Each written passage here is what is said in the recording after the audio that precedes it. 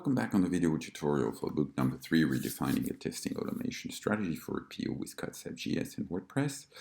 The book is available for sale and my name is Bruno Flaven. I'm the author of the book and the book is available for a very cheap price. By the way, you have also all the code source that is available, and we particularly focus this time on this distribution where you have all the tests that I've made that link our local installation with also a website. And if you need more information, I invite you to discover the documentation on CodeceptJS, which is excellent, very brilliant, very interesting, and very educative and intuitive. So let's do what we're going to do. I'm going to write down. So what we're going to do, we have seen how to install Gherkin this time, and this is the use case 7. So we're going to use, the dry mod. So just to be sure, I have my WordPress working, you know that. I have also this is the distribution that I have. This is exactly the concept that I've given on my GitHub.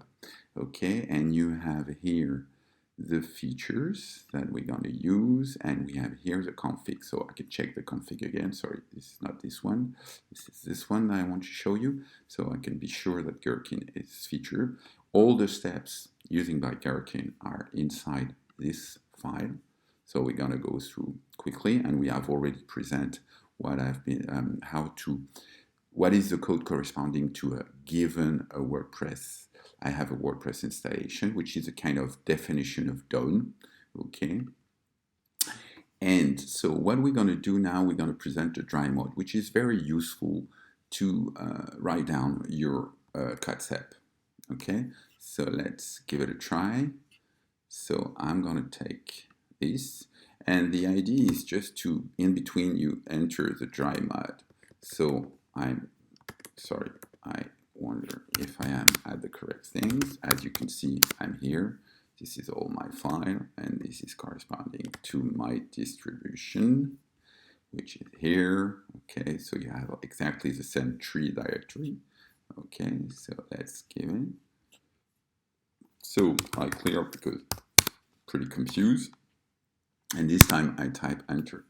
And this time it will go through without executing. It's telling you dry mode, no tests were executed. So you can see that it has been browsing all the tests written. And just to ensure you that